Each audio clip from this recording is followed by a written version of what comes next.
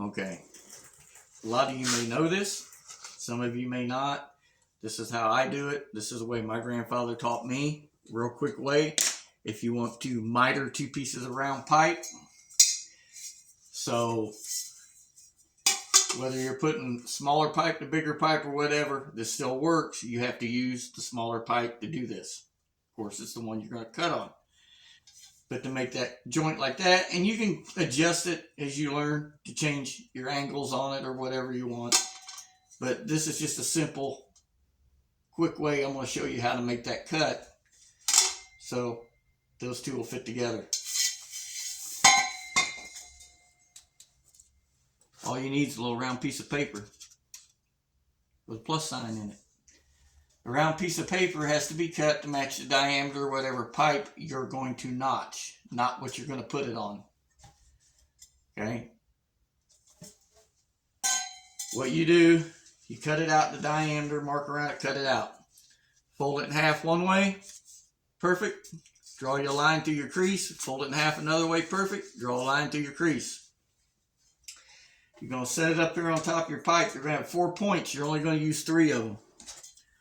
You'll mark a line over here. You'll come straight across, mark a line right here, a little mark, and you'll mark one right here in the middle.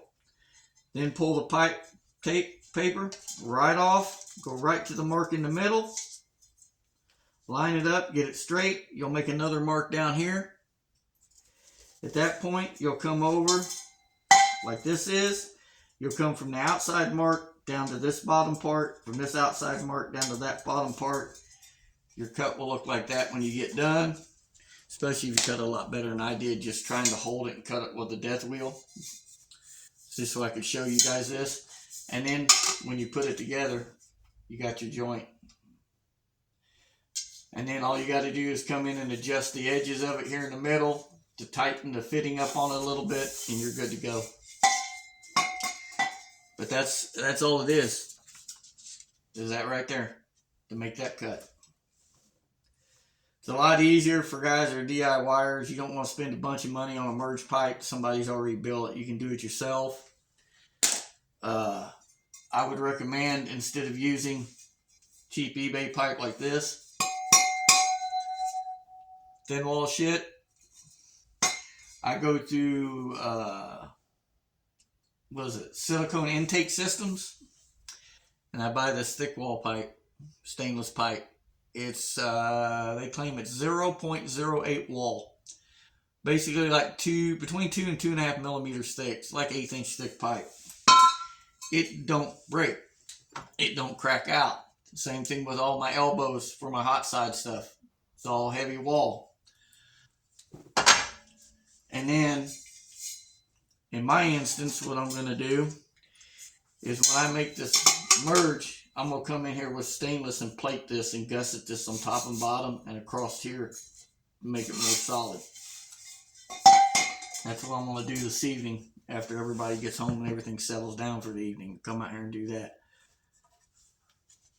Boy's truck's all notched. I'm waiting on him to pick the steel up so I can plate the cross member back in. I will not do the cut it out, plate it, and put a piece of tube in there. I've done that before, and it kept breaking the welds around where the tubing was welded, and I had quarter wall tube in there. Not doing it. I do it this way. It works. His engine's sitting out here. His transmission's sitting over there, which is my old level 4 FTI. I'm waiting on a couple little things for my truck so I can start getting it put together. My radiator's here. My fans are here. My shroud's here. I got all of that done. I took the hatch out of the bed and cut a frame to go around it and trim it out real nice. That's all done. Radiator mount, it's all done. So, because the radiator's going to go in the bed. But, because the turbos are going up in the grill, and I've got them all mounted, all the hot sides plumbed out other than the wastegate tubes. But if you want to cut that little notch like that, and then maybe I'll show you how to do one if you want to do it this way. It's just as easy too. A little piece of paper, don't take much, but that's all you need to make that seam, that junction like that. Is that little piece of paper right there. That's it. So just something I wanted to share. A lot of you may already know it. Might be old news, but My granddad showed me that a long time ago, and he used to keep them cut out of like gasket material and kept them in his toolbox so if we ever had to do something with it. But anyway, there you go. Everybody stay safe. God bless. Later.